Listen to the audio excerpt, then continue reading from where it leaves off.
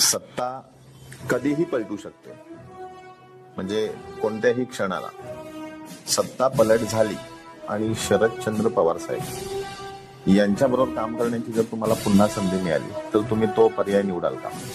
राष्ट्रवादी काँग्रेस पक्ष अजितदादांवरती विश्वास ठेवून त्यांच्या कामाचं जे झंझावत हे पाहून तुमचे स्थानिक आमदार मुर्जी काका पटेल आहेत, त्यांच्यासोबत काम करताना कधी अडचणी आल्यात का? बघ, आता मुर्जी काका पटेल आता आमदार झालेले आहेत, पण एक आहे की व्यक्ती खूप चांगली आहे. असं कधी वाटलं तुम्हाला की अजूनपर्यंत त्यांना न्यायच मिळाला नाही, असं कधी वाटलं तुम्हाला?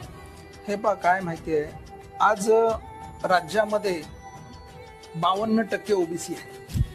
महाराष्ट्राचे मुख्यमंत्री देवेंद्र फडणवीस, उपमुख्यमंत्री अजित पवार, उपमुख्यमंत्री एकनाथजी शिंदे, याच्यामध्ये सर्वात जास्त आवडणारे नेते तुमचे कोणते?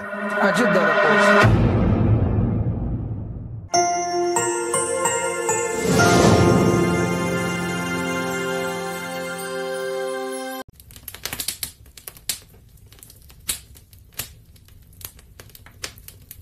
नमस्कार, मी विवेक जगताप. आज आपल्यासोबत आहेत बबनराव मदने, ओबीसी समाजाचा बुलंद आवाज करणारे, समाजासाठी लढणारे, ओबीसी समाजासाठी लढणारे, मुंबईचे ओबीसी विभागाचे मुंबई शहर अध्यक्ष बबनराव मदने. स्वागत आहे आपलं महाराष्ट्र मिररच्या पॉडकास्ट. नमस्कार. बबनजी, आपल्याला पहिला प्रश्न, आपलं बालपण कसं गेलं? बालपणानंतर तुमचा प्रवास कसा होता आणि थेट राजकारणामध्ये काय सांगाल आपण? माझा जन्म केडगाव, दौंड तालुका या ठिकाणी माझा जन्म झाला. माझं शिक्षण, शालेय शिक्षण 5वी पर्यंत केडगावमध्येच झालेलं आहे, दौंड तालुक्यामध्ये. आणि त्यानंतर पुढील शिक्षणासाठी मुंबईमध्ये, आई वडील मुंबईमध्ये होते आणि त्यांचा भाजी फ्रूटचा व्यवसाय होता. हे पहिल्यापासून, म्हणजे माझे आजोबा देखील मुंबईमध्ये होते. बरोबर. आणि त्यामुळे मला मुंबईमध्ये पुढील शिक्षणासाठी मी मुंबईमध्ये आलो. मुंबई टू गाव, गाव टू मुंबई, असाच माझा प्रवास आहे. राजकारणामध्ये तुम्ही प्रवेश कधी केला? राजकारणामध्ये म्हणण्यापेक्षा समाजकारणामध्ये मी सर्वप्रथम प्रवेश केला. ओके. कारण मला, म्हणजे बोलतात ना की शालेय जीवनापासूनच मला या गोष्टीची आवड होती. आपल्या माहितीसाठी सांगतो, मी शाळेमध्ये असतानाच माझ्या अंधेरी विभागामध्ये ND भुताई स्कूल म्हणून शाळा आहे, आणि ह्या शाळेमध्ये गुजराती मीडियम, मराठी मीडियम आणि हिंदी मीडियम अशा तिन्ही मीडियम त्या शाळेमध्ये आहेत. आणि मी शाळेमध्ये 9वीला असतानाच, म्हणजे म्हणजे वर्गामधून पण मुख्य त्यावेळेस मॉनिटर म्हणायचे, ते पण मी निवडून आलो. आणि त्याच्यानंतर या तिन्ही मीडियमचे मिळून त्या ठिकाणी एक प्रमुख निवडायचा होता, तर त्याच्यामध्ये देखील मी निवडून आलो होतो. म्हणजे मला शालेय जीवनापासूनच समाजकारणामध्ये ही आवड आहे आणि तिथूनच माझी खरी सुरुवात झालेली आहे. तुम्ही राजकारणामध्ये प्रवेश कोणत्या साली केला? राजकारणामध्ये प्रवेश म्हणण्यापेक्षा मी समाजकारणामध्ये, आपल्या माहितीसाठी सांगतो, मी समाजकारणामध्ये गेली आज 25 ते 30 वर्ष समाजकारण. आणि खरं पाहता माझी राजकीय सुरुवात ही राष्ट्रवादी काँग्रेस पक्ष 1999ला जेव्हा स्थापन झाला, सन्माननीय आदरणीय शरदचंद्रजी पवार साहेब, कारण आम्ही त्या बारामती लोकसभा मतदारसंघातून येतो, आणि आमच्या मनामध्ये याच्यामध्ये बोलतात ना की पवार साहेबांबद्दल एक कुतूहल असायचं. आणि माझी सुरुवातच राष्ट्रवादी काँग्रेस पक्ष, एक पक्ष एक नेता, अशी सुरुवात झालेली आहे. तिथून माझी 1999 पासून माझी राजकारणामध्ये प्रथम एंट्री झाली म्हटलं तरी चालेल. आता आपण ओबीसी विभागाचे मुंबई अध्यक्ष आहात, पाठीमागं वळून बघताना काय सांगाल? हे पहा, ज्या वेळेला राष्ट्रवादी काँग्रेस पक्षाची स्थापना झाली, मी ग्रास रूटवरून काम करत आलेलो आहे. मी सर्वात प्रथम ज्या वेळेला राष्ट्रवादी काँग्रेस पक्षाची स्थापना झाली, आमच्या उत्तर पश्चिम जिल्ह्यामध्ये जिल्हा अध्यक्ष म्हणून माजी मंत्री रमेश दुबे साहेब होते. त्यांच्या कमिटीमध्ये मी सरचिटणीस म्हणून प्रथम मला पद दिलं. मी युवक असताना देखील फादर बॉडी बेसिकमध्ये त्यांनी मला जिल्हा सरचिटणीस पदावरती घेतलं. आणि त्यानंतर पक्षाच्या निवडणुका लागल्या. पक्षाच्या निवडणुकीमध्ये ज्या वेळेला मला विचारण्यात आलं की आपण कुठल्या याच्यावरती काम करणार, तर त्यावेळेला मला एक माहिती होतं की आपली सुरुवात आपण वार्डपासून केली पाहिजे. त्यामुळे मी पक्षाची मेंबरशिप केलेली होती आणि मी स्वतःहून बोललो की मी वार्ड अध्यक्ष पदावर काम करू इच्छितो. आणि मी मुंबईमध्ये बॅलेट पेपरवरती निवडून आलेलो वार्ड अध्यक्ष आहे. अरे बापरे. आणि तिथून माझी सुरुवात वार्ड अध्यक्षापासून झाली. त्याच्यानंतर तालुक्याच्या पदावर असेल, जिल्ह्याच्या पदावर असेल, सलग मी PCC मेंबर म्हणून 3 वेळा, मुंबईवरती सरचिटणीस म्हणून, म्हणजे सलग 11 वर्षे मी मुंबईच्या फादर बॉडी बेसिकमध्ये सरचिटणीस म्हणून काम केलं. आणि ज्या वेळेला 2007ला राष्ट्रवादी काँग्रेस पक्षाने वार्ड अध्यक्ष असतानाही मला उमेदवारी दिली. 2017ला देखील मला राष्ट्रवादी काँग्रेस पक्षाने उमेदवारी दिली होती. आणि आज आमचे सन्माननीय वरिष्ठ नेते, आमचे महाराष्ट्र प्रदेश अध्यक्ष, प्रांत अध्यक्ष खासदार सुनील तटकरे साहेब, आपले OBCचे नेते भुजबळ साहेब आणि राष्ट्रवादी काँग्रेस पक्षाचे राष्ट्रीय अध्यक्ष आणि राज्याचे लोकप्रिय उपमुख्यमंत्री अजितदादा पवार साहेब, या पक्षामध्ये मुंबईमध्ये OBC विभाग नव्हता. बरोबर. राज्यामध्ये OBC विभागाचं बांधणी आणि संघटन अध्यक्ष वगैरे होते, पण मुंबईमध्ये मी पहिला OBCचा अध्यक्ष आहे. आणि मला जी जबाबदारी दिली ती या वरिष्ठ नेत्यांमुळे मला ही जबाबदारी देण्यात आली. कारण माझं कामच समाजामध्ये धनगर समाज असेल, OBC समाज असेल, ह्यासाठी मी गेली 30 वर्ष काम करतोय. आणि हे माझ्या नेत्यांना कुठेतरी माहिती आहे. त्यामुळे OBCचं संघटन देखील मुंबईमध्ये पक्षाचं एक मजबूत व्हावं या उद्देशाने त्यांनी विचार केला असेल आणि मला मुंबईचं अध्यक्षपद दिलं. राष्ट्रवादी काँग्रेस पक्ष, तुम्ही सांगितलं की फादर बॉडीमध्ये तुम्ही काम केलं. आता सध्याची परिस्थिती अशी आहे, राष्ट्रवादी काँग्रेस पक्षाचे 2 भाग आहेत. एक शरदचंद्र पवार साहेबांचा भाग आहे, एक अजितदादा पवार गट आहे. याच्यामध्ये जर फादर बॉडी म्हणली तर राष्ट्रवादी काँग्रेस पक्ष हा शरद पवार साहेबांनी काढलेला पक्ष आहे. मग तुम्ही कोणत्या नेतृत्वाला सलाम करता? नाही, आपण एक लक्षात घ्या, फादर बॉडी म्हणजे असं नाही की शरदचंद्रजी पवार साहेब आणि अजितदादा, असा नाही विषय तो. फादर बॉडी म्हणजे पक्षाचा बेसिक. नाही, मला तुम्ही सांगितलेलं ही गोष्ट कळाली. माझा प्रश्न असा आहे की तुम्हाला आवडणारं नेतृत्व कोणतं? आज आमची सुरुवात जी झालेली आहे ते निश्चितच आदरणीय शरदचंद्रजी पवार साहेब यांच्या नेतृत्वाखाली आम्ही सर्वच जे पण, आता जरी राष्ट्रवादी काँग्रेस पक्षाने अजितदादांनी एक वेगळा निर्णय घेतला आणि या वेगळ्या निर्णयाच्या बरोबर आज आम्ही निश्चित आलेलो आहोत. त्याची काही कारणं आहेत आणि ही सर्वांना माहिती आहे. ज्या पद्धतीने आज भारतीय जनता पक्ष देशामध्ये ज्या पद्धतीने प्रगतीच्या दिशेने वाटचाल चालू आहे, आणि आज जर आपण अजितदादांकडे पाहिलं तर अजितदादांचा जो विचार आहे हा प्रगतीच्या, बघा शेवटी काही जरी केलं तर एक प्रगतीला महत्व आहे. आज राज्याचं जे डेव्हलपमेंट होत आहे आपण सर्व पाहतोय. 2014 पासून देशाचे पंतप्रधान नरेंद्र मोदीजी यांच्या नेतृत्वाखाली आज देशाची काही प्रगती झालेली आहे. आणि हा सर्व विचार करून शेवटी राजकारण, समाजकारण हे जनतेला न्याय देण्यासाठी आणि विकासाचं असावं, आणि हा दृष्टिकोन ठेवूनच अजितदादांनी हा निर्णय घेतला. आणि त्या निर्णयाच्याच मुळे आज आम्ही दादांबरोबर काम करतो. पण आमच्यासाठी पूर्वी जरी आम्ही त्या पक्षामध्ये एकच पक्ष होता, पण पवारसाहेब हे आमचे नेहमी आदरणीय राहणार, आदरणीय होते, आदरणीय राहणार. आणि आज दादांच्या बरोबर जे आम्ही सर्वजण आहोत, तर आज दादांची जी काम करण्याची धडाडी आहे आपण सर्व पाहताय. राज्यामध्ये आज ज्या पद्धतीने बघा, सकाळी पहाटे 6 वाजता दादा साईटवरती जिथे कुठे त्यांचं व्हिजिट असेल, जिथे कुठे कामाचा दौरा असेल, त्या ठिकाणी आज मला नाही वाटत की महाराष्ट्रामध्ये असं एकही नेतृत्व असेल की एवढ्या सुरुवात सकाळी सकाळी करणारी. आणि दादांची गोष्ट अतिशय महत्वाची आहे की दिलेला शब्द दादा पाळतात. दादांनी का एखादा शब्द दिला, तुमचं काम जेन्युइन असेल तर तुम्ही हक्काने दादांपाशी गेला तर तुमचं काम होणार. पण तुमच्या कामात जर काही चूक असेल तर मग तुम्हाला तिकडे दादा बोलतील ते ऐकावं पण लागणार, ही परिस्थिती आहे. म्हणण्याचा उद्देश तुमचा असा तर नाहीये शरद पवार साहेबांचं काम योग्य नाही आणि अजितदादांचं काम योग्य आहे? नाही, मी असं म्हणणार नाही.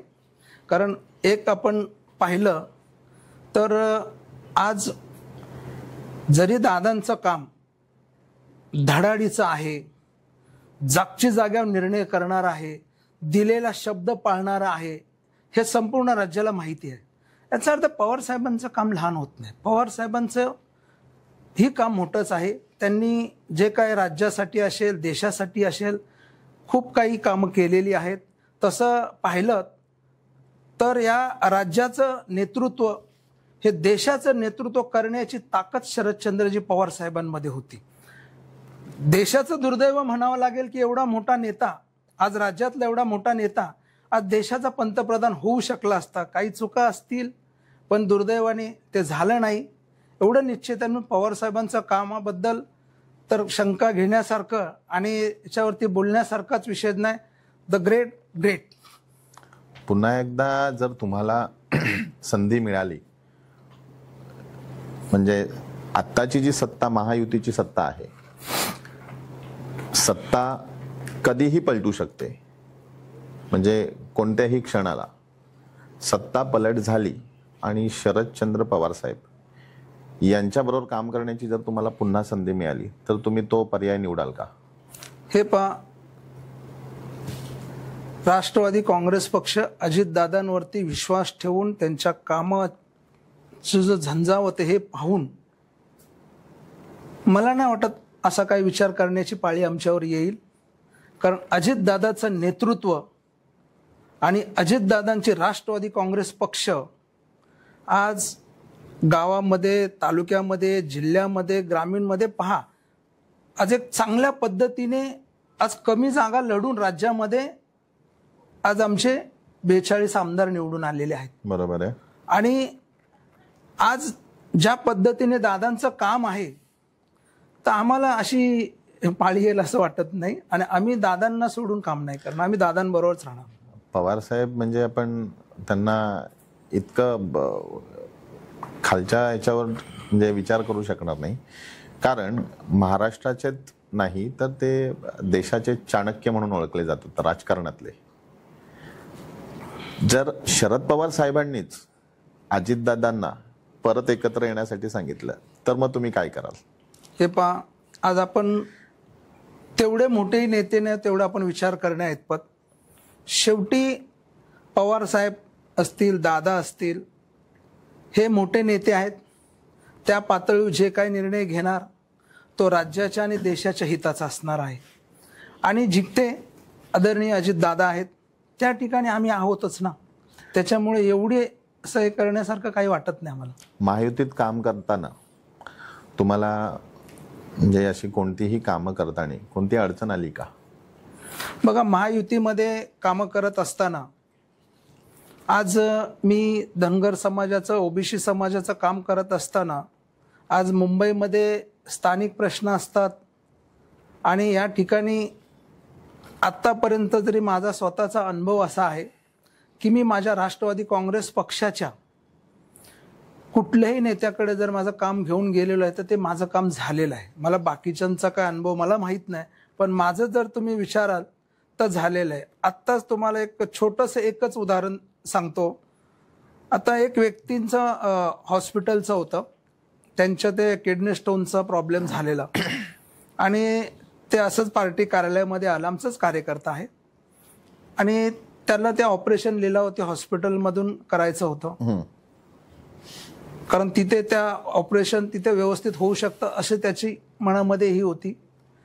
तर त्याप्रमाणे आम्ही ज्या वेळेला आमचे हसन मुश्रीफ साहेबांकडे पत्र दिलं आणि तुम्हाला सांगतो की मला वाटतं लगेचच त्याला त्या ठिकाणी तशी व्यवस्था लीलावती हॉस्पिटलमध्ये करण्यात आली. त्याचं मोठं ऑपरेशन होतं, जवळजवळ 5-6 लाखापर्यंतचा खर्च होता, पण ते त्यांचं ऑपरेशन VIP कोठ्यातून करण्यात आलं. मला सांगण्याचा उद्देश हाच आहे की आमच्या कुठल्याही पक्षाचा नेता मंत्री त्याच्याकडं दादांनीच असं केलं की आपले कार्यकर्ते असतील, सामान्य जनता असेल, ह्यांची कुठे निराशा झाली नाही पाहिजे, ह्यांची कामं झाली पाहिजे.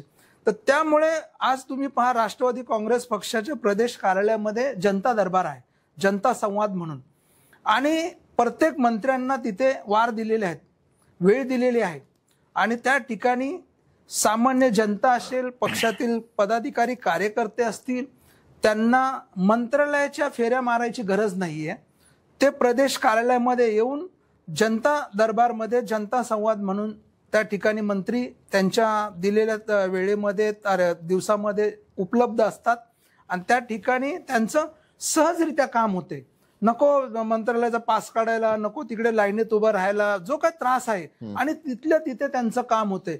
मग आज असं नेतृत्व, आज आदरणीय दादांनी त्या पक्षाचे आमचे जे मंत्री आहेत त्यांना एक शिस्तच लावलेली आहे की आपल्या पक्षातील तर पदाधिकारी कार्यकर्त्यांची कामं ते निश्चित होतात आहे, पण जनतेतील सामान्य माणूस जरी त्या ठिकाणी आला तर त्याला राष्ट्रवादी काँग्रेस पक्षाच्या मंत्र्यांकडून, नेत्यांकडून त्याला त्याचं काम झालं पाहिजे, आणि त्या पद्धतीने त्या ठिकाणी प्रदेश कार्यालयामध्ये होत आहे.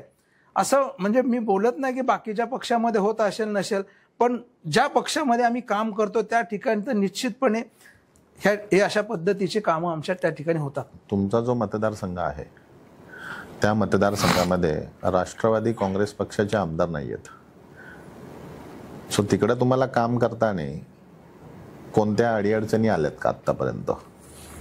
बघा, तसं पाहायला गेलं तर योगायोगाने म्हणा, पण जरी आज राष्ट्रवादी काँग्रेस पक्षाचा मुंबईमध्ये आत्ता पहिलं तर आमचे एकच आमदार आहेत, सनाताई मलिक, पण यापूर्वी देखील राष्ट्रवादी काँग्रेसची ज्या पद्धतीने मुंबई शहरामध्ये ताकद वाढायला पाहिजे होती तर त्या पद्धतीने निश्चित नाही वाढलेली आहे. पण मला स्वतःला तर काम करताना अशी कधी अडचण नाही वाटली. तुम्हाला माझं छोटंसं माझ्या स्वतःच्या वार्डमधलं छोटंसं उदाहरण सांगतो. आज आमच्या वार्डमध्ये SRAचा प्रकल्प चालू होता, आणि त्या ठिकाणी मी आज त्यांचं नाव नाही घेत, पण मंत्र्यांच्याच मुलाचा प्रोजेक्ट होता, आणि मराठी माणूस, मराठी डेव्हलपर म्हणून एक विश्वासाने आम्ही त्यांच्याबरोबर काम केलं. बरोबर. आणि त्या ठिकाणी तो प्रोजेक्टला तर त्याने उशीर लावलाच, पण नंतर माझे काही सहकारी असतील, काही मंडळी असतील, त्यांच्या सहकार्यातून त्या प्रोजेक्टला आम्ही सहकार्य केलं. पण ज्या वेळेला ह्या बिल्डरने त्या ठिकाणी जे डेव्हलपमेंट होत असताना मग तिकडे ते गार्डनची जागा होती ती बळकावली, त्या ठिकाणी त्याचा कमर्शियल टॉवरसाठी सगळं प्लॅनिंग करून पार लोकांकडून 5-5 लाख रुपये असे डिपॉझिट वगैरे घेतले. बापरे. आणि दुसरी गोष्ट, तेवढंच नाही, जागा बळकून राहिला, तो जो मुख्य रस्ता आहे त्या मुख्य रस्त्याकडे जो सोसायटीतून येणारा रस्ता आहे तो देखील त्याने आमचा बंद केला. आणि ज्या ठिकाणून गर्दी आहे बॅक साईडचा रस्ता, तो रस्ता तुमच्यासाठी, हा रस्ता तुमच्यासाठी नाही, आणि हा रस्ता त्याची जी सेलची बिल्डिंग आहे त्याच्यासाठी असणार म्हणून ते. परत वैद्यकीय सेवा केंद्राचा गाळा होता, म्हणजे वैद्यकीय सेवा केंद्र होतं, ते सुद्धा त्याने बळकावलं होतं. आणि ज्या वेळेला मला माझ्या सोसायटीतील रहिवाशांनी, माझे सहकाऱ्यांनी त्या ठिकाणी माझ्या मागे भक्कमपणे उभे राहिले, आणि आम्ही त्यावेळेला राष्ट्रवादी काँग्रेस पक्ष, त्यावेळी जितेंद्र आव्हाड एक गृहनिर्माण मंत्री होते, ते असतील, माझे स्थानिक आमदार होते, ते जरी पुढे येऊन हे करत नव्हते पण तरी पण थोडंसं सहकार्य त्यांचं पण मला त्या ठिकाणी झालं. आणि आम्ही 2 वर्ष संघर्ष केला, 2 वर्ष संघर्ष करून ती गार्डनची तर जागा मिळवलीच. दुसरा, तो रस्ता देत नव्हता, तो रस्ता पण आम्ही मिळवला, कायदेशीर मिळवला, आणि गार्डनची सुद्धा ऑर्डर काढून होतं ते, पण त्याने वेगळ्या पद्धतीने बळकावण्याचा तो प्रयत्न केलेला होता. आणि तो सेवा केंद्राचा गाळाही आम्ही मिळवला. आणि आज तुम्हाला सांगतो, झोपडपट्टी पुनर्वसन योजना हिंदू हृदय सम्राट श्रीमान बाळासाहेब ठाकरेंनी आणली. का तर या झोपडपट्टीमधील रहिवाशांना हक्काची आणि सगळ्या सोयी सुविधायुक्त ही घरं मिळावी ही त्यांचं स्वप्न होतं. आणि त्यांच्याच याच्यातला मंत्री, योगायोगाने त्यांचाच मुलगा हे सगळं देण्यासाठी हे अशा पद्धतीने त्याचं कारस्थान आणि सगळं बळकावण्याचा प्रयत्न केला होता. पण आज आम्ही ते सगळं मिळवलं. आणि नुसतंच मिळून नाही, आज त्या गार्डनला हिंदू हृदय सम्राट श्रीमान बाळासाहेब ठाकरे हे उद्यान हे नाव दिलं. आणि आपण आता विधानसभेच्या आमदार फंडातून त्याचं माझ्या कमिटी जी निवडून आलेली त्या ठिकाणी त्या कमिटीच्या माध्यमातून आणि आमच्या सहकार्याच्या माध्यमातून आम्ही विधानसभेच्या आमदाराचा फंड आणून ते गार्डन सुद्धा आम्ही तयार करून घेतलं. तो वैद्यकीय सेवा केंद्राचा गाळा हा महानगरपालिकेला द्यायचा असता तेही आम्ही करून घेतलं. आणि जो मुख्य रस्ता होता तोही आम्ही करून घेतला. हे सगळं आम्ही केल्यामुळं तुम्हाला सांगतो, माझ्या नेतृत्वाखाली त्या ठिकाणी आम्ही निवडणुकीचा पॅनल उभा केला होता. बिल्डरने हा पॅनल पडला पाहिजे म्हणून पैसे खर्च केले आणि 2 पॅनल उभे केले. पण जेव्हा तुम्ही प्रामाणिकपणे लोकांची कामं करताना त्यावेळेस तुमच्या मागे जनता उभी राहते. 3 पट मतदान करून हा माझा पॅनल निवडून दिला आणि आज माझी कमिटी त्या ठिकाणी एक चांगल्या प्रकारचं त्या ठिकाणी काम करते. मला सांगण्याचा उद्देश एवढाच आहे की ज्याला काम करायचं, आणि काही जण बोलतात हे काम आमदाराचं आहे, हे काम नगरसेवकचं आहे, पण एक राष्ट्रवादी काँग्रेसचा सैनिक, शिपाई, एक कार्यकर्ता, पदाधिकारी म्हणून त्या ताकदीने आम्ही उभं राहिलो. रहिवाशांनी आम्हाला साथ दिली आणि आम्ही ते मिळून दिलं. त्यासाठी नगरसेवकांना आमदारच व्हावं लागतं असं काही नाही, अशाही पद्धतीने काम करता येते. तुमच्या प्रयत्नाला यश आलं असं म्हणता येईल. तुमचे स्थानिक आमदार मुर्जी काका पटेल आहेत, त्यांच्यासोबत काम करताना कधी अडचणी आल्यात का? बघा, आता मुर्जी काका पटेल आत्ताच आमदार झालेले आहेत, पण एक आहे की व्यक्ती खूप चांगली आहे. बर, आज काय माहितीये, सर्वसामान्य जनतेला, हा सर्वसामान्य जनतेतला माणूस हा लोकप्रतिनिधी असेल ना, तर आज बघा ना, ते आज एवढ्या मताधिक्याने जिंकलेत आणि त्यांचं काम आहे म्हणूनच जिंकलेत. आणि आज तुम्हाला सांगतो, मुर्जी काका पटेल यांचं काम इतकं जबरदस्त आहे. आज प्रत्येक एरियामध्ये रस्त्याची कामं असतील, कोणाच्या सोसायटीतलं काम असेल, झोपडपट्टीमधलं काम असेल, आणि सर्वसामान्यातील सामान्य माणूस त्यांच्याकडे हक्काने जातो. आणि ते स्वतःला असं आमदार आहे वगैरे असं जरा फील नसतं त्यांच्याकडं. एक सर्वसामान्यातला नेता हा आमदार म्हणून मिळालाय. आणि तुम्हाला सांगतो, आम्ही त्यांच्या पूर्ण याच्यामध्ये कॅम्पेनिंग मी केलेलं आहे. प्रत्येक ठिकाणच्या सभेला मी स्वतः त्या ठिकाणी उतरून त्यांचं प्रचाराचं कॅम्पेनिंग केलेलं आहे. पण एक आहे, माणूस म्हणून आणि एक ताकदवर आमदार म्हणून कसा असावा आणि लोकांच्या पाठीशी ताकदीने उभा राहणारा नेता आमदार अंधेरी पूर्व विधानसभा मतदारसंघात मिळालाय. आणि आम्ही महायुतीमध्ये त्यांच्यासाठी काम केलं, त्याचा आम्हाला पण अभिमान आहे. क्या बात आहे. राष्ट्रवादी काँग्रेस पक्षाने तुमच्यावर एवढी मोठी जबाबदारी सोपवली आहे, म्हणजे ओबीसी समाजाचं तुम्ही नेतृत्व करताय मुंबईमध्ये. ओबीसी समाजाच्या हक्कासाठी लढा देताना असं कधी वाटलं तुम्हाला की अजूनपर्यंत त्यांना म्हणजे न्यायच मिळाला नाही, असं कधी वाटलं तुम्हाला? हे पहा, काय माहिती आहे, आज राज्यामध्ये 52% ओबीसी आहे. 1931ला जी जनगणना झाली त्यानुसार 52% ओबीसी आहे. आज तसं पाहायला गेलं तर जनगणना झाली तर 60%च्या वरती जाईल असं चित्र आहे. बरोबर. आणि आज पहा, ओबीसी समाजामध्ये आज 400-450 पेक्षा जास्त जाती आहेत. ओबीसी, भटक्या विमुक्त जाती, जमाती हे सर्व पकडलं तर 450च्या आसपास जाती आहेत. आणि हे 27% जे आरक्षण आहे ना, हे आरक्षण तुटपुंज आहे. ह्या आरक्षणामध्ये शिक्षणामध्ये, नोकरीमध्ये आणि स्थानिक स्वराज्य संस्थेमध्ये या ठिकाणी हे आरक्षण आहे. आरक्षणातून निश्चितपणे जे लोकांना संधी हवी असेल, समजा नोकरीमध्ये असेल, शिक्षणामध्ये असेल आणि कुठेतरी लोकप्रतिनिधी म्हणून काम करण्याची संधी पण निश्चितपणे 27% आहे. पण आजची परिस्थिती पाहता, ज्या पद्धतीने आता राज्यामध्ये जो काही 2 सप्टेंबरचा GR निघालेला आहे, त्याच्यामध्ये 2 गोष्टी झालेल्या आहेत. बघा, मराठा समाजाला आरक्षण मिळालं पाहिजे का, तर निश्चित मिळालं पाहिजे. पण मराठा समाजाला आरक्षण मिळत असताना आज ओबीसीच्या ताटामधलं जे 27% आरक्षण आहे तेच तुटपुंज आहे. आणि त्याच्यामध्ये राज्यामध्ये 1 नंबरची लोकसंख्या असणारा सर्वात मोठा समाज जर म्हटलं तर मराठा समाज आहे. बरोबर. आणि मराठा समाज जर त्या ओबीसी मध्ये आला तर ओबीसीला काही मिळणार नाही आणि मराठा समाजालाही काही मिळणार नाही. अगदी बरोबर. आणि एक गोष्ट प्रामुख्याने थोडीशी मराठा समाजातल्या नेते जे काही मंडळी आहेत हे त्यांना हे आरक्षण नको आहे ओबीसी मधलं. त्यांना जे ईडब्ल्यूएसचं जे आरक्षण आहे त्याच्यात त्यांचा फायदा आहे. पण आज काय झालंय, जरांगे पाटलांच्या या आंदोलनामुळे आज जे काय संघर्ष निर्माण झालेला आहे राज्यामध्ये ओबीसी मध्ये आणि मराठा समाजामध्ये हा निश्चित झालाय आणि दोन्ही समाज संभ्रमित आहे. त्याचं कारण काय, ओबीसीला त्यांचं जे तुटपुंज आरक्षण आहे त्याच्यामध्ये एवढा मोठा समाज आल्यामुळे त्यांचं आरक्षणाचं जे काय त्यांना फायदा होत होता तो होणार नाहीये आणि मराठा समाजालाही त्याचा काही फायदा होणार नाहीये. ह्या काही गोष्टी समजून घेतल्या पाहिजे. आणि ओबीसीच्या आरक्षणामध्ये आज तसं पाहता ट्रिपल टेस्टला सामोरे जावं लागतं. एक सामाजिक, आर्थिक आणि शैक्षणिक. आज सामाजिक दृष्ट्या म्हणजे जे पिचलेले आहेत, ज्यांना सामाजिक दृष्ट्या न्याय नाही मिळालेला आहे, त्यांना तुच्छतेची वागणूक मिळालेली आहे, हे जे असे लोकांना ओबीसी मध्ये ते या जातींना आरक्षण मिळालेलं आहे. आज कुठेही सामाजिक दृष्ट्या मराठा समाजावरती अन्याय होण्याचं काहीच कारण नाही, कारण ते राज्यकर्तेच आहेत.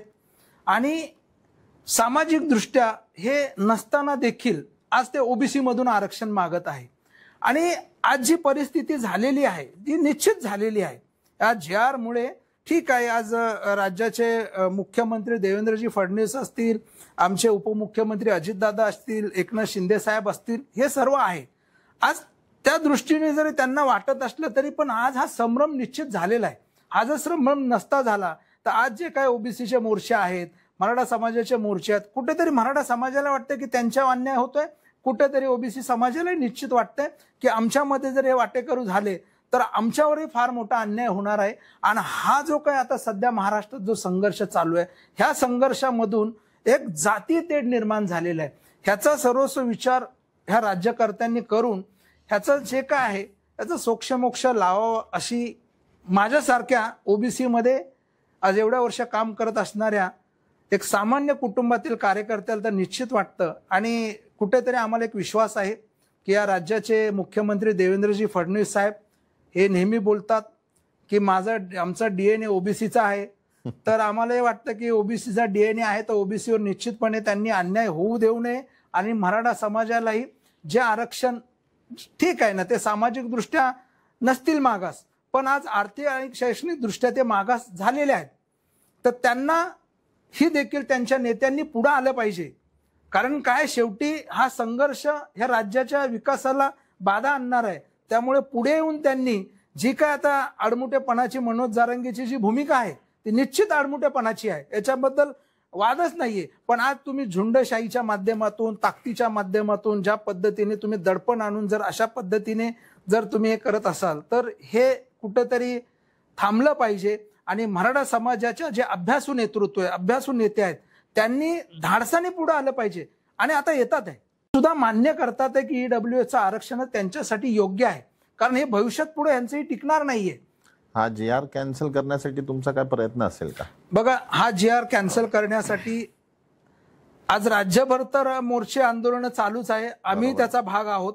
आम्ही देखील मुंबईमध्ये तहसील कार्यालयावरती, जिल्हा कार्यालयावरती आम्ही त्या ठिकाणी आमचं स्थानिक शिष्टमंडळ घेऊन आम्ही जिल्हा कार्यालयामध्ये निवेदन दिलेलं आहे.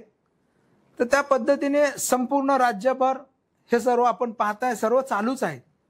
पण हे स्थानिक स्वराज्य संस्थेमध्ये कुठेतरी पहा ओबीसी समाजाला कुठेतरी नेतृत्व करायची संधी मिळते. आणि अशा ठिकाणी जर हा ताकदवर समाज आला तर ही जी संधी आहे ही सुद्धा संधी स्थानिक स्वराज्य संस्थेमध्ये सुद्धा मिळणार नाही. आज मराठा समाजाचे मंत्री पहा, त्यांचे आमदार आहेत जास्त. तुम्ही जिकडे म्हणजे जिथे राज्य ज्यांना म्हणतात, जे राज्यकर्ते आहेत तर आहे ना मराठा समाज. आज कुठेतरी या छोट्या छोट्या ठिकाणी ग्रामपंचायत असेल, पंचायत समिती असेल, नगरसेवक असेल, याच ठिकाणी आमच्यासारख्या ओबीसींना संधी मिळते. आणि या ठिकाणी जर कुठेतरी ते नेतृत्व उदयास येते आणि ते नेतृत्व उदयास यायच्याच अगोदर त्याचं खच्चीकरण झालं तर पुढे आमदार खासदार हे खूप मोठ्या गोष्टी आहेत. राष्ट्रवादी काँग्रेस पक्षामध्ये ओबीसीचं एकदम निर्भीडपणे आणि स्पष्टपणे नेतृत्व करणारे कोणते नेते जर असतील तर ते छगन भुजबळ साहेब आहेत. आता राष्ट्रवादी काँग्रेस पक्षामध्ये जे नवीन चेहरे आहेत, जे ओबीसीचे म्हणजे नेतृत्व सांभाळत आहेत, तर अशा नव्या चेहऱ्यांना राष्ट्रवादी काँग्रेस पक्षामध्ये प्रतिनिधित्व करण्यासाठी संधी मिळते का? बघा, राष्ट्रवादी काँग्रेस पक्ष म्हणजे विचारण्याचा प्रश्न असा होता की तुम्हाला अशी मोठी संधी आहे का? आमदारकीचं तिकीट असो किंवा विधान परिषदेवर MLC वगैरे असो, अशी तुम्हाला अशी संधी काही मिळालेली आहे का?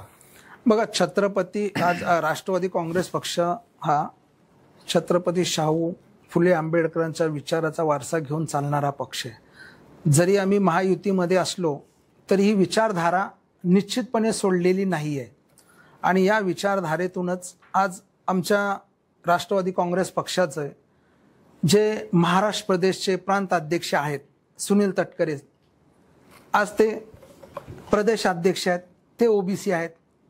ओबीसीचे ज्येष्ठ आणि वरिष्ठ नेते ज्यांचं अख्खं आयुष्य ओबीसीच्या संघर्षामध्ये गेलेलं आहे ते छगनरावजी भुजबळ साहेब हे ओबीसीचे नेते आहेत. बरोबर. आज धनगर समाजाचे आज कृषी मंत्री दत्तामा बर्णे हे ओबीसी समाजातून येतात. आज अदितीताई तटकरे ह्या ओबीसी समाजाच्या आहेत. म्हणजे आज राष्ट्रवादी काँग्रेस पक्षामध्ये ओबीसी समाज असेल, आदिवासी असेल, अल्पसंख्याक मधून हसन मुश्रीफ साहेब आहे, आदिवासीमधून नरहरी झिरवळ आहे.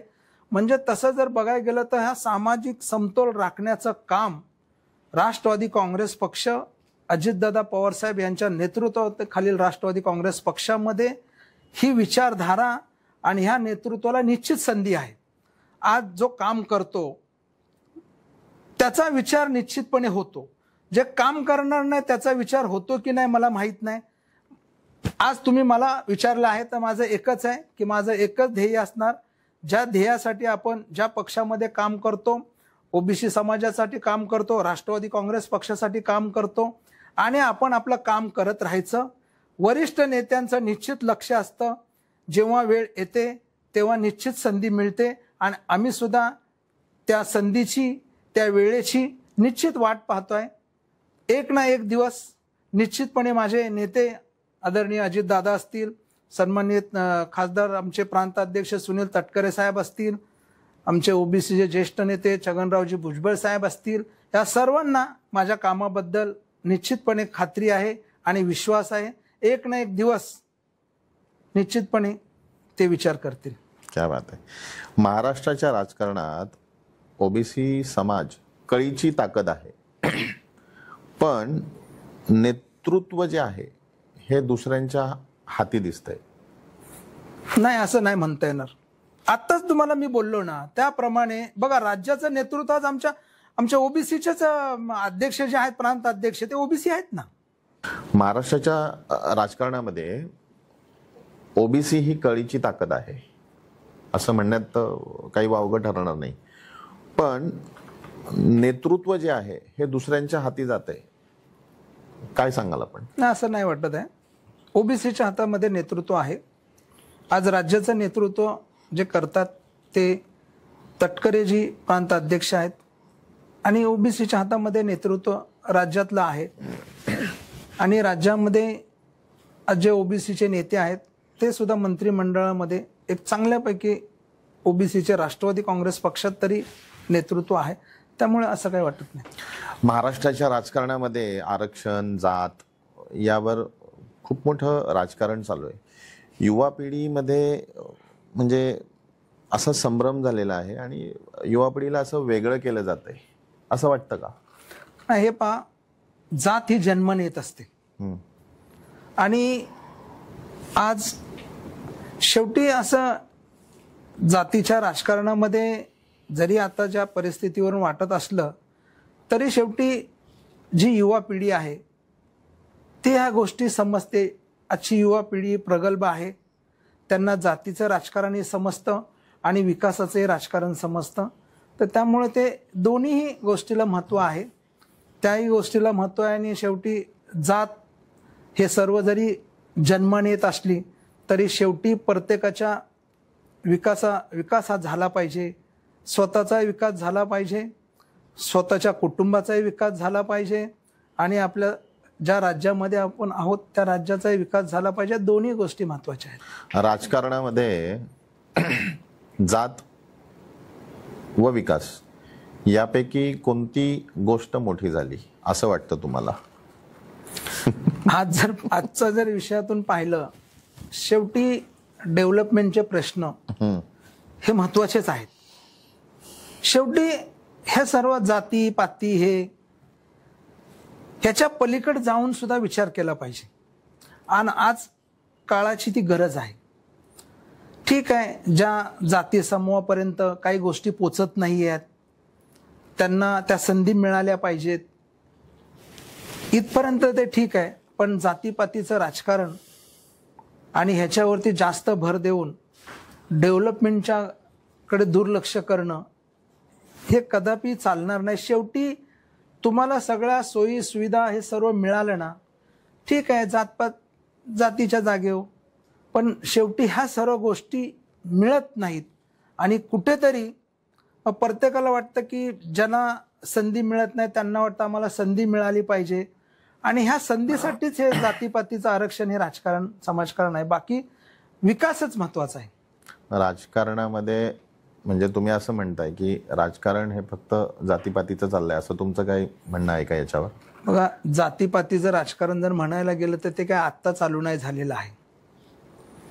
या आज पूर्वीपासून जातीपातीचंच राजकारण चालू झालेलं आहे. आज तसं पाहता माणूस म्हणून माणसाला जगण्याचे अधिकार मिळायला पाहिजे आणि तेच अधिकार मिळत नव्हते. म्हणून आज घटनाकार परमपूज्य डॉक्टर बाबासाहेब आंबेडकरांनी जो काही संघर्ष उभा केला आणि ह्या सर्व समाजाला न्याय मिळाला पाहिजे. शेवटी आपण म्हणतो जातपात नाही, पण शेवटी हे सर्व पाळलं जाते.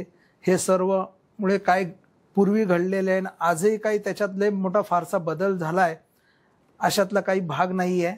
त्यामुळं शेवटी जे आहे आणि जो डॉक्टर बाबासाहेब आंबेडकरांनी जे संविधानामध्ये जे काही माणसाला माणूस म्हणून जगण्याचे जे काही लोकशाहीतले अधिकार मिळालेले आहेत, आज आपण त्याच ह्याने विचार करून पुढे चालणार. शेवटी जात धर्म हे न जाणाऱ्याच गोष्टी आहेत, गेल्या पाहिजेत पण न जाणाऱ्या गोष्टी आहेत. आणि हे सर्व असताना देखील ह्याच्यातून कुठेतरी एक चांगला विचार घेऊन, विकासाचा विचार घेऊन, डेव्हलपमेंट ह्या सर्व गोष्टींना महत्त्व देऊन हे सर्व जागची जागी मिळत गेलं तर ह्या गोष्टीला दुय्यम स्थान राहील. पण ह्या गोष्टीला दुय्यम स्थान न मिळता प्रथम स्थान मिळतंय हे प्रगतीचं लक्षण नाही, एवढं निश्चित आहे. राष्ट्रवादी काँग्रेस पक्ष म्हणालं की घड्याळ, घड्याळ म्हणालं की शरदचंद्र पवार साहेब. शरदचंद्र पवार आणि अजितदादा पवार यांच्या राजकीय विचारांताला तुम्ही म्हणजे त्याच्यातला फरक तुम्ही कसा पाहता? शरदचंद्रजी पवार साहेबांनी त्यांच्या काळात किंवा आत्ता पण ज्या पद्धतीने काम करतात, आज एवढं त्यांचं वय असताना देखील एखाद्या युवा तरुणाला लाजवेल असं त्यांचं काम आहे. याच्याबद्दल मीच काय कोणीही सांगेल ते निश्चित आहे.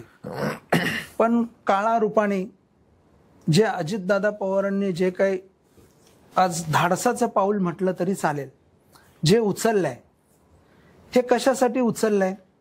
जर ह्या विकासाच्या दृष्टिकोनातून ज्या ठिकाणी आज खऱ्या अर्थाने डेव्हलप होते आहे, देश विकासाच्या दृष्टीने झेपावत आहे आणि अशा ठिकाणी आपण त्याच्यामध्ये आलं पाहिजे, आपलाही त्या ठिकाणी सहभाग असला पाहिजे, तशा विचाराने त्यांनी धाडस करून ह्या ठिकाणी आलेले आहेत. बरोबर. तर त्यामुळे आम्ही आज त्या विचाराला मानतो, म्हणून तर आम्ही त्यांच्या बरोबर आहोत. राईट. मुंबई सारख्या महानगरामध्ये ओबीसी विभागाचं स्थान कुठे आहे? अग्रभागी आहे की अद्याप मागेच आहे? बघा, शहरामध्ये आणि ग्रामीण भागामध्ये फरक आहे. आज मुंबई हे देशाची आर्थिक राजधानी आहे आणि ह्या राजधानीमध्ये विविध राज्यातून आलेलेही लोक इथे आहेत. ज्या पद्धतीने ग्रामीण भागामध्ये आणि शहरामध्ये ह्याच्यामध्ये थोडा फरक आहे. पण आत्ताच्या ज्या पद्धतीचं जे वातावरण राज्यात चालू आहे, तर त्या वातावरणामुळे एक निश्चितपणे ओबीसी मध्ये देखील एक या ठिकाणी जनजागृती शहरामध्ये चांगल्यापैकी झालेली आहे. त्याला जनजागृती म्हणा या आणखीन काही म्हणा, पण आम्हाला कधी यापूर्वी असं शहरामध्ये जाणवलं नाही. ठीक आहे, आरक्षित विभाग असतात. आज तर मी तुम्हाला खास करून सांगेल की जे ओबीसी विभागातून मुंबईमध्ये नगरसेवक निवडून येतात, त्या ओबीसी विभागातून निवडून आलेल्या नगरसेवकाला फक्त तो त्या ओबीसीचा आहे म्हणून तो उमेदवार म्हणून निवडून येतो. पण आज मुंबईमधल्या जर मी बरेचशा नगरसेवकांची यादी पाहिली आणि जे निवडून आलेले नगरसेवक पाहिले, मी तर बोलतो त्यांच्यासमोर जर बसलं आणि त्यांना ओबीसीचे काही प्रश्न विचारले तर त्यांना सांगता येणार नाही. त्याचं कारण आहे, ते फक्त ओबीसी असून चालत नाही. ज्या ओबीसी समाजामध्ये तुम्ही काम करता, ओबीसी साठी काम केलेलं आहे, तो ज्या पोटतिडकीने ओबीसी समाजासाठी काम करू शकतो, असं नेतृत्व त्या पक्षाने उमेदवार म्हणून तिथे दिलं पाहिजे. बरोबर. पण मुंबई शहरामध्ये ह्या गोष्टीला जरा दुय्यम स्थान दिल्या कारणाने, पण आता यापुढे असं चालणार नाहीये. कारण आता आम्ही ज्या पद्धतीने पाहतोय, मी तर सांगतो की आमच्या राष्ट्रवादी काँग्रेस पक्षामध्ये आज ओबीसी विभागाचं ज्या पद्धतीने काम चालू आहे, ज्या पद्धतीने आज प्रत्येक ह्याच्यातले आज मग धनगर समाजाचे असतील, माळी समाजाचे असतील, अडारे समाज, म्हणजे जेवढ्या जातीतले प्रत्येक ह्याच्यातली लोक आज आमच्याकडे येतात आणि आम्हाला ओबीसी मध्ये तुमच्या बरोबर काम करायचं, राष्ट्रवादी काँग्रेस पक्षाबरोबर काम करायचं म्हणून आज ज्या पद्धतीने आम्ही संघटन बांधतोय, आज आमचे वरिष्ठ सुद्धा बोलतात की ओबीसी विभागाचं खरोखर एक चांगलं काम मुंबईमध्ये चालू आहे म्हणून. तर हा आम्हाला आज दिसतंय ना शहरामध्ये की ओबीसी समाजामध्ये देखील आज पुढे येऊन नेतृत्व करण्याची ताकद ठेवणारे आज लोक आमच्याबरोबर जोडलेली आहेत. आणि येणाऱ्या मुंबई महानगरपालिकेच्या निवडणुकीमध्ये तुम्हाला सांगतो, मुंबई शहरामध्ये ओबीसी विभाग हा नवा इतिहास घडवेल, एवढे निश्चित तुम्हाला सांगतो. याच्यावर आपण असं म्हणू शकतो का की महाराष्ट्राच्या राजकारणामध्ये ओबीसी समाजाला फक्त वोट बँक म्हणून पाहिलं जातं? ओबीसी समाजाला निश्चितपणे वोट बँक म्हणूनच पाहिलं जाते. बर. त्याचं कारण आहे, म्हणजे आपण हे पॉझिटिव्ह वेने घेऊ की निगेटिव्ह? पॉझिटिव्ह वेनेच घेऊया. बर. त्याचं कारण असं आहे की आज ओबीसी समाजाला वरिष्ठ नेते प्रत्येक पक्षातले, मी कुठल्या एका पक्षावर असं ब्लेम करत नाहीये, कुठल्याही निवडणुका आल्या, मग ते स्थानिक स्वराज्य संस्थेच्या असतील, लोकसभेच्या असतील, विधानसभेच्या असतील, ह्या वेळेला अशा काही पुढे आणलं जातं. आज उदाहरणच घ्यायचं म्हणलं तर 2014 मध्ये जरी आपण गेलो तर धनगर समाज हा मराठा समाजानंतर 2 नंबरची लोकसंख्या असणारा धनगर समाज आहे. बरोबर आहे. मग धनगर समाजाचा मूळ प्रश्न काय आहे? तर धनगर समाज हा घटनेमध्ये आरक्षणाची जी सूची आहे एसटीची, त्या सूचीमध्ये धनगर समाज हा यादीमध्ये 36व्या क्रमांकावर धनगर समाज आहे. एका शब्दाच्या अपभ्रंशामुळे धनगर बघा, ह्या एका शब्दाच्या अपभ्रंशामुळे धनगर समाज एसटी मध्ये असतानाही त्यांना एसटी मध्ये आरक्षण नाहीये. पण धनगर समाज आरक्षण मागत नाही, धनगर समाज एसटी आरक्षणाची अंमलबजावणी करा म्हणून म्हणते. आणि हे होऊ शकतं तेवढं. आज त्या दृष्टीने हे मुख्यमंत्री देवेंद्र फडणवीस साहेब यांनी 2014ला बारामतीमध्ये जेव्हा उपोषण सोडायला आले होते, त्यावेळेला देवेंद्रजी फडणवीस साहेब बोलले, माझा धनगर समाजाच्या एसटी आरक्षणाबद्दल पूर्ण अभ्यास झालेला आहे. केंद्रामध्ये भाजपची सत्ता आहे, राज्यामध्ये तुम्ही आमच्या हातामध्ये सत्ता द्या, मी पहिल्या कॅबिनेटमध्ये तसा प्रस्ताव केंद्राला पाठवून धनगर समाजाच्या एसटी आरक्षणाची अंमलबजावणी करू म्हणून. क्या बात आहे. आम्हाला कुठेतरी 100% वाटलं की आपला प्रश्न इथे सुटणार आहे. आणि एवढंच नाही तर सोलापूरमध्ये स्वतः पंतप्रधान नरेंद्रजी मोदी यांची सभा झाली होती. त्या सभेमध्ये नरेंद्रजी मोदी साहेब यांनी देखील स्पष्टपणे सांगितलं होतं की धनगर समाज के ऊपर बहुत अन्याय हुआ है. आणि हे सगळं देशात भाजपची सत्ता आहे.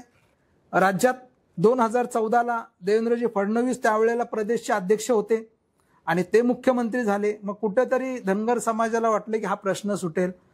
पण ज्या पद्धतीने त्यांनी अडखटी सुरुवात झाली, बघा त्यांनी टीस वगैरे आयोग वगैरे नेमला, पण टीस आयोगाची गरज नव्हती. ज्या समाजाला त्या प्रवर्गामध्ये आरक्षण द्यायचं तर ते तपासण्यासाठी किंवा ते त्यांचे कॅटेगरी ते करण्यासाठी ते असतं.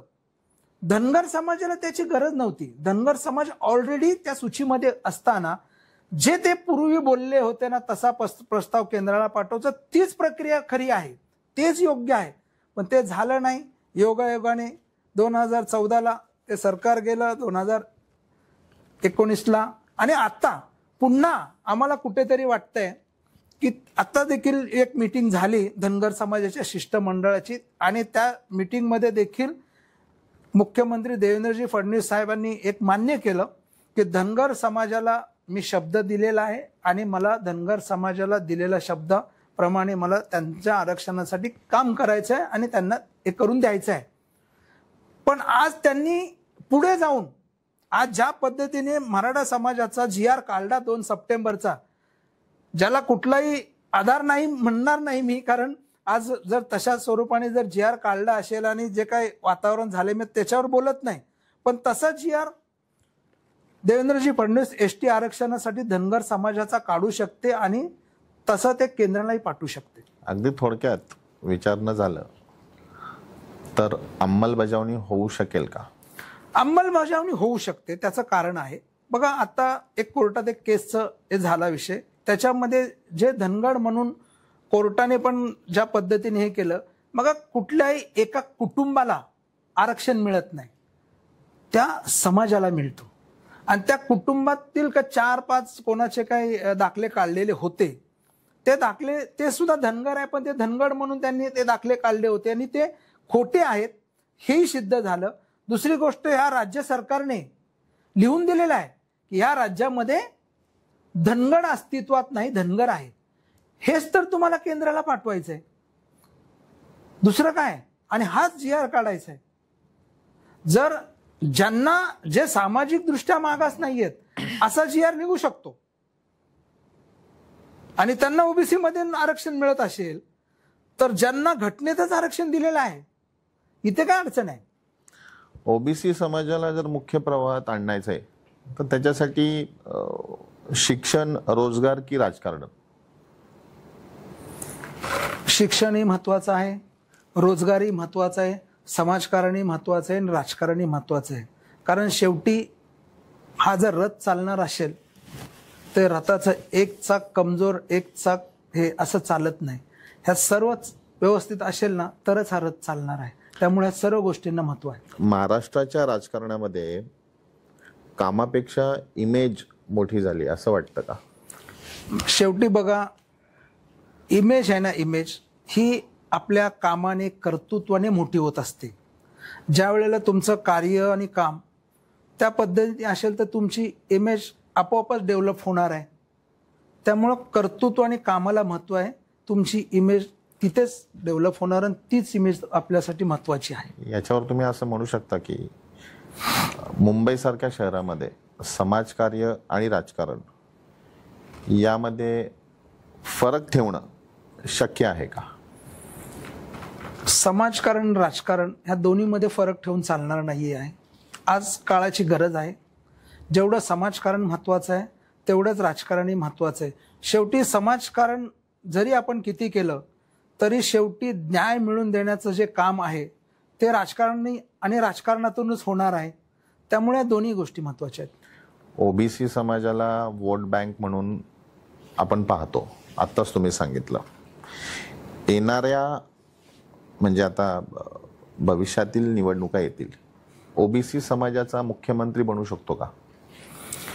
बघा, देशाचा पंतप्रधान ओबीसीचा बनू शकतो. आज देशाचे पंतप्रधान नरेंद्रजी मोदीशी ओबीसी आहेत.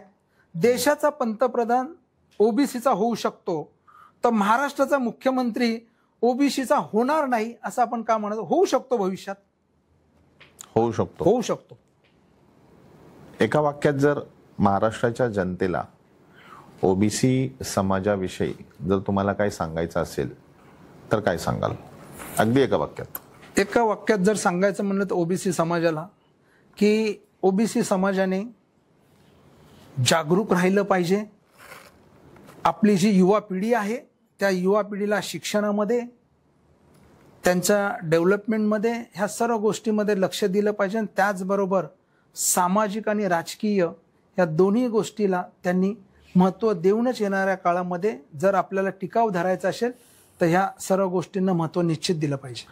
राष्ट्रवादी काँग्रेस पक्ष मुंबईसारख्या शहरामध्ये आमदार, खासदार आणि नगरसेवक यांचं प्रमाण खूप कमी आहे.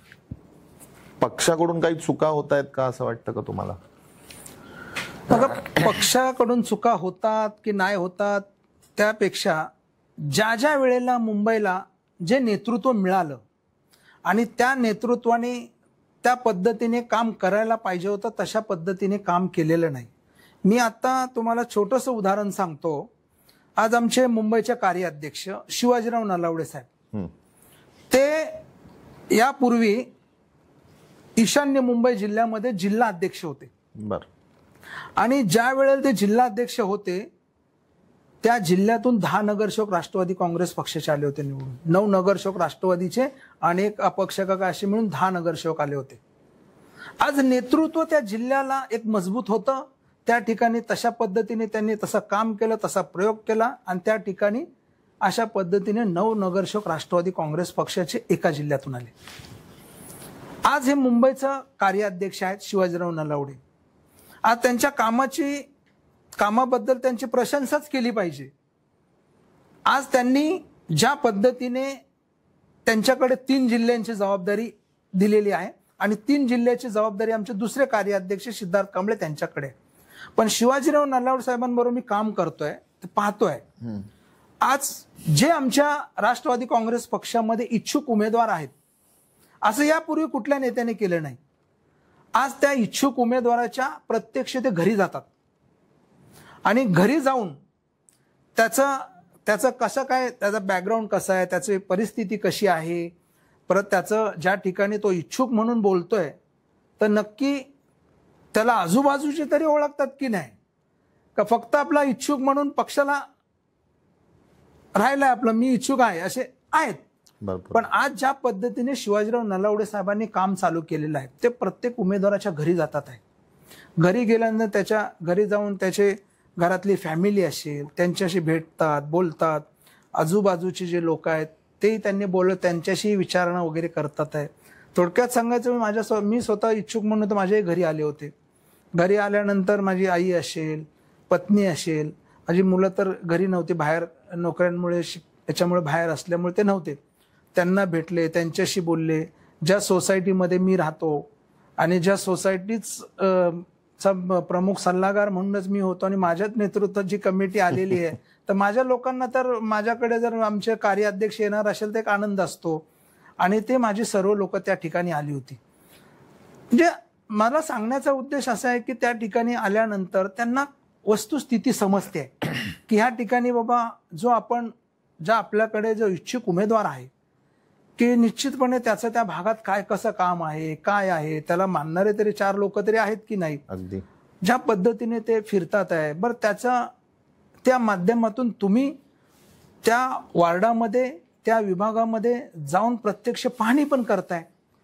अशा पद्धतीचे कार्य यापूर्वी कोणीही कुठल्याही नेत्याने केले नाही. आज जे ज्या पद्धतीने काम करतात त्यामुळं त्यांच्या कार्याला निश्चित सॅल्यूट.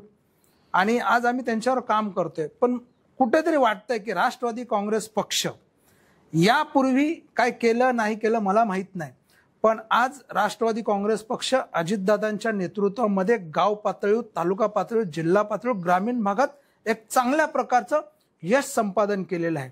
जे लोकसभेच्या रिझल्ट नंतर ज्या पद्धतीने सर्वे सांगत होते की 10 आणि 15 पण आमदार येणार नाहीत निवडून, आज जी ताकद राष्ट्रवादी काँग्रेस पक्ष अजितदादांच्या नेतृत्वात राज्यातील जनतेने विश्वास दाखवला, तो विश्वास मी तुम्हाला सांगतोय स्थानिक स्वराज्य संस्थेमध्ये जिल्हा स्तरावरती, शहर स्तरावरती आणि तुम्हाला सांगतो पिंपरी चिंचवड असेल, पुणे असेल आणि मुंबई महानगरपालिकेमध्ये देखील आपल्याला सांगतो राष्ट्रवादी काँग्रेस पक्षाचं एक चांगलं संघटन निश्चित आहे. आम्ही लोकसभेला 1 सीट लढवली नाही, विधानसभेला 3 सीट मुंबईमधून होत्या, त्या तीन उमेदवारांमध्ये म्हणजे आम्ही कमी जागा लढलो विधानसभेला शहरामध्ये. आणि राष्ट्रवादी काँग्रेस पक्षाने प्रत्येक विधानसभा क्षेत्रामध्ये असेल, लोकसभा क्षेत्रामध्ये, लोकसभेच्या वेळेस, विधानसभेच्या वेळेस पूर्ण ताकदीने महायुतीबरोबर काम केलेलं आहे. आणि आम्हाला कुठेतरी वाटतंय की आज राज्यामध्ये मुख्यमंत्री देवेंद्रजी फडणवीस साहेब असतील, आमचे उपमुख्यमंत्री अजितदादा आहेत, एकनाथजी शिंदे साहेब आहेत, यांच्या नेतृत्वामध्ये मुंबई महानगरपालिका महायुतीचा महापौर निश्चित होणार एवढा विश्वास आणि एवढी खात्री. कारण शेवटी जनतेला डेव्हलपमेंट पाहिजे. ज्या मुंबई महानगरपालिकेवरती शिवसेना उद्धव ठाकरे यांची 25 वर्ष सत्ता, एवढं सर्व असतानाही आज तुम्ही डेव्हलपमेंट करू शकला का? आज महानगरपालिकेच्या शाळा पहा, महानगरपालिकेचे हॉस्पिटल पहा, आज तुम्ही ज्या काही सुविधा, रस्ते असतील, हे सर्व काय आज महानगरपालिकेच्या शाळेमध्ये का मुलांना टाकत नाही? कॉन्व्हेंटच्या शाळेमध्ये ज्या सुविधा मिळतात आहे त्या सुविधा जर तुम्ही महानगरपालिकेच्या शाळेमध्ये दिले तर हे झोपडपट्टीमध्ये, स्लम मधले गोरगरीब ते कशाला एवढ्या महाग शाळेमध्ये मुलांना टाकतील? महानगरपालिकेच्या शाळा का नाही तुम्ही डेव्हलप करू शकले 25 वर्षामध्ये? ते तुम्हाला जमलं नाही. आज बॉम्बे हॉस्पिटल सारखं हॉस्पिटल आहे, तशा सुविधा तुम्ही मुंबई महानगरपालिकेच्या हॉस्पिटलमध्ये जर दिल्या आहेत का त्या सुविधा? म्हणजे हे देऊ शकतात महायुतीमधले. म्हणून महायुतीचा महापौर आणि महायुतीची सत्ता या मुंबई महानगरपालिकेवर आली पाहिजे आणि निश्चित येणार, ही तुम्हाला मी खात्री देतो. त्या पद्धतीने महायुतीचे जे आमचे नेते आहेत, तिन्ही नेते त्रिमूर्ती, आज एक बेस्ट त्यांचं एकत्रितपणे जे काम चालू आहे. आज तुम्ही पाहिलं असेल शेतकऱ्यांसाठी किती मोठं पॅकेज वगैरे सर्व ज्या पद्धतीने हे केलेलं आहे. फक्त असं नुसतंच हे करून चालत नाही, मराठी मग आम्ही एकत्र मराठी माणसाला मुंबईमधून हद्दपार करण्याचं काम जर कोणी केलं असेल ना तर ह्या लोकांनीच केलंय. आज जर ह्या सर्व गोष्टी मिळत असत्या तर माणूस बाहेर कशाला पडला असता? पण हे सर्व डेव्हलपमेंट जे मुंबई महानगरपालिकेमध्ये व्हायला पाहिजे होतं त्या पद्धतीने आज तुमच्याकडे 25 वर्षापेक्षा जास्त काळ कशाला म्हणतात? आणि आज मग कुठेतरी मग मुंबईला तोडण्याचा विषय, मुंबई अमुक करण्याचा विषय, कोणाचा बापाचा बाप आला तरी मुंबई महाराष्ट्रापासून तोडू शकतो का? हे जवारकं पोरगं पण सांगेल. तरी तो की असे भावनिक विषय घ्यायचे, भावनिक राजकारण करायचं, डेव्हलपमेंटचं काही नाही, फक्त ह्याच गोष्टी. आणि हे सर्व आता न समजण्या इतका कोणी हे नाही राहिलेलं आहे. आणि विश्वास आहे की मुंबई महानगरपालिकेमध्ये महायुतीची सत्ता येणार आणि त्यामध्ये राष्ट्रवादी काँग्रेस पक्षाचा आणि या मुंबईमध्ये राष्ट्रवादी काँग्रेस ओबीसी विभागाची ही महत्वाची भूमिका राहील, एवढं निश्चित मी सांगू इच्छितो. राष्ट्रवादी काँग्रेस पक्षाची कुठेतरी मुंबईमध्ये ताकद कमी पडते. याचं संघटन वाढवण्यासाठी, अगदी थोडक्यामध्ये एक लाईनमध्ये जर तुम्ही सांगाल, संघटन वाढवण्यासाठी असा कोणता नेता, तुमच्या मनातला नेता असला पाहिजे की हा या नेत्यामुळे महाराष्ट्रामध्ये, मुंबईमध्ये सर्वात जास्त सीट निवडून आले? बघा, आत्ताच मी ज्या नेत्याचं नाव घेतलं, कारण का माझ्यासाठी जरी बाकीचे नेते असेल ती गोष्ट वेगळी आहे, पण आज जो फुल वेळ देऊ शकतो आणि ज्यांनी यापूर्वी देखील चमत्कार केलेला आहे आणि आज त्यांची अशाच पद्धतीने काम करण्याची, धावपळ करण्याची, धडपड करण्याची ते आहेत, सक्षम आहेत. पण शेवटी मुंबईचं नेतृत्व कोणी करावं हे सर्वस्व ठरवण्याची जबाबदारी हे आमचे राष्ट्रीय अध्यक्ष आदरणीय अजितदादा, प्रांताध्यक्ष तटकरे साहेब, कार्याध्यक्ष प्रफुल्लभाई पटेल, ज्येष्ठ ओबीसी नेते छगनरावजी भुजबळ साहेब, हे वरिष्ठ नेत्यांचे आहे. ते ठरवतील. शेवटी आज मुंबईमध्ये 2 कार्याध्यक्ष आहेत. आज ते कार्याध्यक्षांकडे 3 जिल्हे आहेत, ते त्यांच्या पद्धतीने काम करतात आहे. शिवाजीराव नलावडे या ठिकाणी कार्याध्यक्ष आहेत, ते काम करतात आहे. आणि त्यांना त्यांच्याबरोबर नवाब मलिक साहेब जे माजी मंत्री होते, तर तेही एक प्रभारी म्हणून काम करतात आहे. तर काम सुरू आहे. तुमच्या मनातलं नाव कोणतं? माझ्या मनातलं जर नाव बोललं तर मी सरळ सरळ सांगू इच्छितो की शिवाजीराव नलावडेंसारखा माणूस. कारण मी त्यांच्याबद्दल, दादा असतील, तटकरे साहेब असेल, त्यांना मी पत्रसुद्धा स्वतः दिले. म्हणजे मी आता बोलतोय म्हणून नाही, मी या अगोदरही ते असं पत्र दिलेलं आहे लिहून की ह्या मुंबईमध्ये नेतृत्व करण्या आणि जबाबदारी जर निश्चितपणे येणाऱ्या मुंबई महानगरपालिकेसाठी असेल किंवा मुंबईचं नेतृत्व शिवाजीराव नलावडे सारख्या नेत्याकडे मिळावं, असं मी यापूर्वी नेत्यांना, माझ्या वरिष्ठ नेत्यांना पत्र दिलेलं आहे. आणि मनातला नेता जर म्हणलं तर जो मनापासून काम करतो त्या नेत्याकडे नेतृत्व मिळावं. शेवटी मला, माझ्या दृष्टीने माझे सर्व नेते हे प्रियच आहेत, पण शिवाजीराव नलावडेंसारख्याला जर नेतृत्व मिळालं असतं तर आणखीन चांगल्या पद्धतीने काम झालं असतं. आणि आता ते कार्याध्यक्ष म्हणून या 3 जिल्ह्यात नक्कीच काम करतात आहे ना. येणाऱ्या निवडणुकांमध्ये महाविकास आघाडी, महायुती, उद्धव बाळासाहेब ठाकरे गट आणि राजसाहेबांचा म्हणजे राज ठाकरे साहेबांचा, याच्यामध्ये काय म्हणजे घडू शकतं महाराष्ट्राच्या राजकारणामध्ये, काय सांगाल तुम्ही? आज मुळात ते एकत्र येतात की नाही ह्याच्यावरच प्रश्नचिन्ह आहे. अरे बापरे. शेवटी काय आहे, जरी आज काही गोष्टी दिसत असल्या तरी शेवटच्या क्षणाला आणखीन काही गोष्टी घडतील नाही घडतील, त्यांनी एकत्र यावं नाही यावं तो त्यांचा प्रश्न आला. आम्ही त्यांच्यावर बोलण्या इतपत पण हे नाही आहे. पण एक निश्चित आहे, फार काही फरक पडणार नाही. कारण शेवटी आज ज्या दृष्टिकोनातून ही महायुती ज्या पद्धतीने काम करते ना, तर कुठेतरी असं नाही वाटत की मुंबईमध्ये हे एकत्र आल्यामुळं फारसा काही फरक पडणार नाही. परिवर्तन होईल असं वाटतं? परिवर्तन तर निश्चित नाही होणार. महापालिकेमध्ये महायुती की महाविकास आघाडी? महायुती. महायुतीमध्ये महापौर कोणत्या पक्षाचा असेल? महायुतीमध्ये आमचे 3 नेते आहेत. मुख्यमंत्री देवेंद्रजी फडणवीस, अजितदादा, एकनाथ शिंदे साहेब, हे 3 नेते ठरवतील ना कोण महापौर होईल तो. अगदी एका शब्दामध्ये सांगायचंय तुम्हाला, शरद पवार साहेबांचे विचार योग्य की अजितदादा पवार साहेबांचे विचार योग्य? हा प्रश्न अवघड आहे, पण अजितदादा पवार साहेब. तुम्ही आत्ताच सांगितलं शरद पवार साहेब तुमची आत्मा आहे ना, ते पूजनीय, आदरणीय सर्व काय आहे, त्याच्यात प्रश्नच नाही. राष्ट्रवादी काँग्रेस पक्षाला मुख्यमंत्री पदासाठी अजितदादांना जर निवडण्यात आलं, तो क्षण तुमच्यासाठी काय असेल? आमच्यासाठी तर आनंदाचा असेल, पण राज्यातील जनता आज ज्या दृष्टिकोनातून पाहते आणि आज ज्या पद्धतीने दादांचं काम आहे, तर मी तर पुढे जाऊन असं म्हणेल की महाराष्ट्रातील जनतेचं सद्भाग्य असायला पाहिजे की अजितदादांसारखा कणखर नेता आणि नेतृत्व महाराष्ट्राचा मुख्यमंत्री म्हणून मिळाला पाहिजे. हे महाराष्ट्रातील जनतेने सद्भाग्य ठेवलं पाहिजे. आणि येणाऱ्या काळामध्ये आम्हाला कुठेतरी आत्मविश्वास आहे की अजितदादा हे महाराष्ट्राचे मुख्यमंत्री होतील. क्या बात आहे.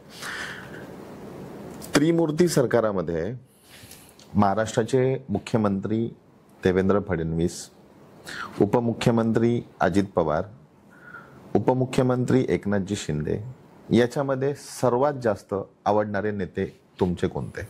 अजितदादा पवार. देवाभाऊ योग्य नाही, योग्य काम करत नाही असं तुम्हाला असं वाटतं का? बिलकुल नाही वाटत. त्यांच्या देवेंद्रजी फडणवीस साहेब हे सुज्ञ, अभ्यासू नेतृत्व निश्चित आहे, त्यामुळे त्यांच्याबद्दल असं काय वाटायचं का? अजितदादा पवार तुम्हाला का आवडतात? आम्ही थोडक्यात सांगायचं जर म्हटलं तर आम्ही त्या बारामती लोकसभा मतदारसंघातील त्या मातीतले आहोत. मग शरदचंद्रजी पवार साहेब असतील, दादा असतील, आणि यांचं काम आम्ही खूप असं याने जवळून पाहिलेलं आहे.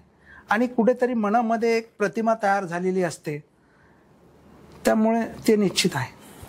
शेवटचा प्रश्न, महाराष्ट्राच्या जनतेला काय संदेश द्याल? राजकारणासंदर्भामध्ये, जातीपातीच्या राजकारणामध्ये, ओबीसी समाजासाठी तुम्ही जो लढा देताय, या सगळ्यांसाठी एका शब्दात जर तुम्ही सांगायचं झालं तर तुम्ही काय संदेश द्याल? आता एका शब्दात सांगण्यासारखा हे नाही आहे, तरी देखील शेवटी आपण माणूस म्हणून आणि माणुसकी म्हणून जातीपातीच्या पलीकड पाहून आपण निश्चितपणे काम केलं पाहिजे, एवढाच एक संदेश देऊ शकतो. खूप खूप धन्यवाद बबनरावजी. थँक्यू. हे होते ओबीसी समाजाचे निर्भीडपणे आपले विचार मांडणारे बबनराव मदने. खूप खूप धन्यवाद आपला. थँक्यू.